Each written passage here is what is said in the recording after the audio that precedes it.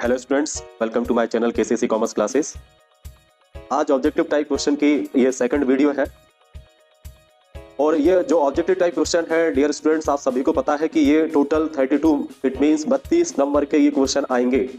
मतलब 80 नंबर में से आपको 32 नंबर के ऑब्जेक्टिव टाइप क्वेश्चन आपको आएंगे और आप सभी को पता है कि एटलीस्ट 80 में से 27 पासिंग मार्क्स आपको चाहिए।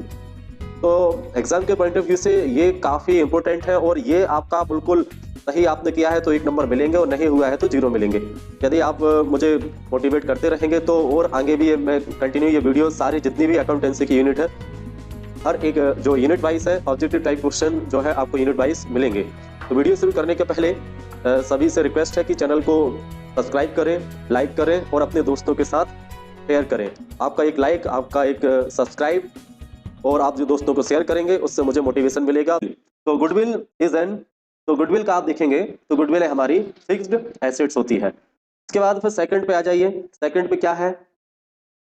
सेकंड है if partner gets more than his previous share in the reconstituted firm then he is called carrying partner. मतलब यदि किसी पार्टनर को रिकॉन्स्टिट्यूशन जो फर्म है तो अपने पिछले हिस्से से उसे ज्यादा मिल रहा है तो उसे क्या कहेंगे हम? तो गैनिंग पार्टनर कहेंगे। उसके बाद नंबर थर्ड है A and B their profit and loss in the ratio of 3:1. C is admitted into partnership for 1/4 share. The sacrificing ratio of A and B इसका रहेगा 3:1। ठीक है। उसके बाद थर्ड के बाद फोर्थ पे आ जाइए। इन calculation of average profit past year loss. तो ये पास्ट ईयर का लॉस है तो उसको क्या करेंगे भाई? माइनस करते हैं। प्रॉफिट होता है तो उसको ऐड करते हैं। उसके बाद नंबर फिफ्थ पे आ जाइए। When old ratio is deducted from new ratio it is called sacrificing ratio बोला जाता है। 6 पे आ जाएंगे। Excess of actual profit over normal profit is called, इससे क्या कहा जाता है भाई? इससे सुपर प्रॉफिट कहा जाता है। उसके बाद फिल इन द ब्लैंक्स में आ जाइए। फिल इन द ब्लैंक्स में क्या गुडविल पर डेप्रिसिएशन नहीं लगाया जाता है। Depreciation not charge on goodwill. Second में है the right over the amount of goodwill of. तो ये बोल रहा है ख्याति की राशि पर राइट किसका होता है? तो भाई सैक्रिफाइसिंग पार्टनर का राइट होता है। जिन पार्टनर ने सैक्रिफाइस किया है उन्हीं पार्टनर का राइट होता है।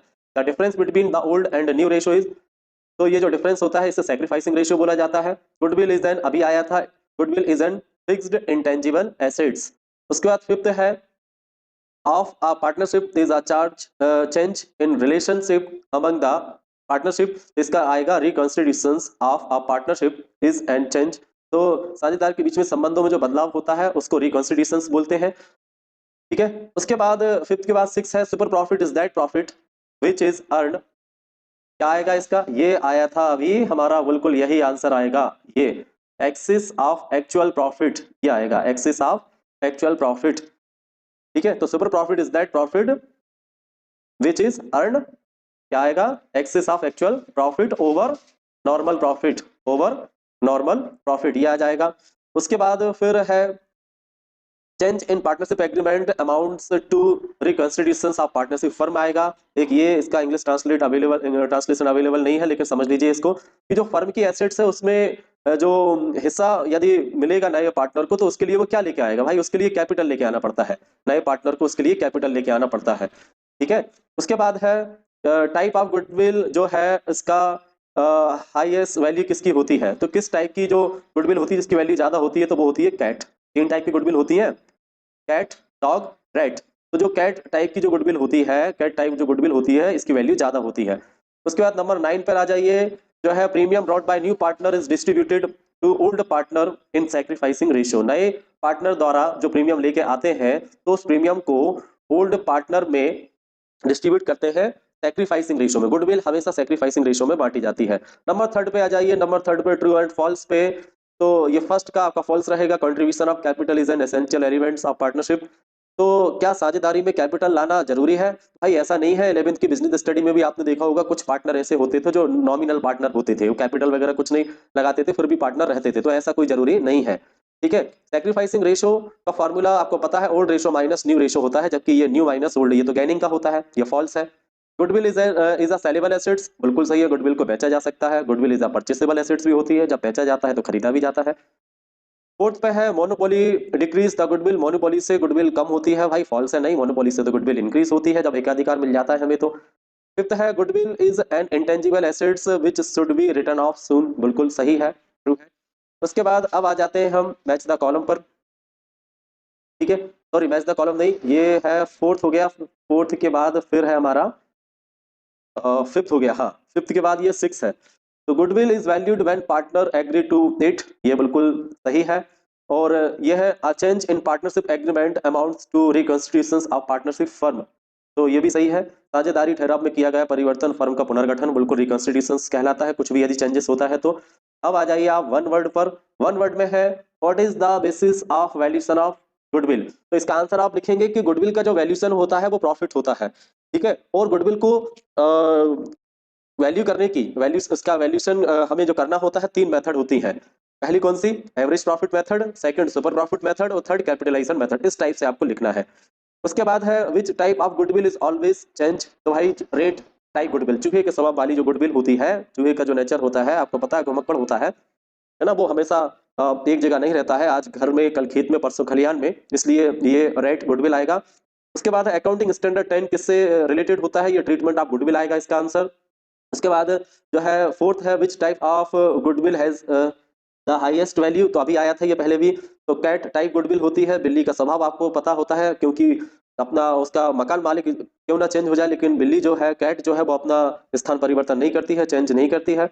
वाई सैक्रिफाइसिंग रेशियो कैलकुलेटेड, भाई सैक्रिफाइसिंग रेशियो इसलिए कैलकुलेट किया जाता है क्योंकि गुडविल को डिस्ट्रीब्यूट किया जाता है, और गुडविल हमेशा गेनिंग एंड सैक्रिफाइसिंग रेशियो में डिस्ट्रीब्यूट की जाती है, क्योंकि जो पार्टनर सैक्रिफाइस करते हैं उनको कंपनसेशन दिया जाता है और गुडविल से दिया जाता है, ठीक है। तो वाई सैक्रिफाइसिंग रेशियो कैलकुलेटेड, तो आप लिखेंगे डिस्ट्रीब्यूशन ऑफ गुडविल, गुडविल को डिस्ट्रीब्यूट करने के लिए, ठीक है। उसके बाद है हमारा the difference between the old and new ratio, तो ओल्ड और न्यू रेशियो का जो डिफरेंस होता है वो सैक्रिफाइसिंग रेशियो होता है, सिक्स का सैक्रिफाइसिंग रेशियो आएगा। उसके बाद सेवेंथ पे आ जाइए, the change in the value of assets and liabilities on reconstitutions is recorded in which account, तो यह आएगा रिवैल्यूएशन अकाउंट, आप सभी को पता है रिवैल्यूएशन अकाउंट में एसेट्स और लायबिलिटीज की रिवैल्यू की जाती है। व्हाट इज नॉर्मल प्रॉफिट, तो इसमें आप फार्मूला लिख देंगे, नॉर्मल प्रॉफिट क्या होता है, नॉर्मल प्रॉफिट का फार्मूला आप लिखेंगे, क्या लिखेंगे, नॉर्मल प्रॉफिट का फार्मूला आ जाएगा कैपिटल एम्प्लॉयड, ये कैपिटल ये एम्प्लॉयड हो जाएगा, कैपिटल एम्प्लॉयड इनटू ये रेट हो जाएगा, ये रेट हो जाएगा अपॉन 100, ये नॉर्मल प्रॉफिट होता है। उसके बाद फिर आप देखेंगे 9 नंबर पर goodwill is equal to super profit divided by normal rate of interest into 100, ये फार्मूला बोल रहे हैं कहाँ यूज होता है, तो भाई आपको पता है कि गुडविल की तीन मेथड होती है, average profit method, super profit method और कैपिटलाइजेशन मेथड, और कैपिटलाइजेशन मेथड में भी दो मेथड होती है, तो ये फार्मूला यूज होता है capitalisation by super profit method, capitalisation by super profit method में ये यूज होता है। उसके बाद 10 पे आ जाइए, 10 पर है which type of assets is goodwill, तो ये बोल रहे हैं गुडविल किस टाइप की एसेट्स है, तो goodwill is an fixed intangible assets है, इंटेंजिबल मतलब जो दिखाई नहीं देती है।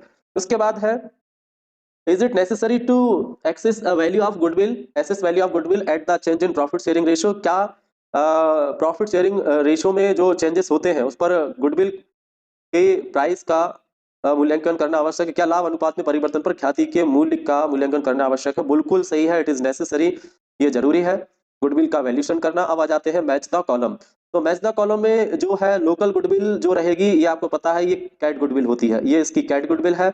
वैल्यूएशन ऑफ गुडविल, तो इसका आ जाएगा आपका एवरेज प्रॉफिट।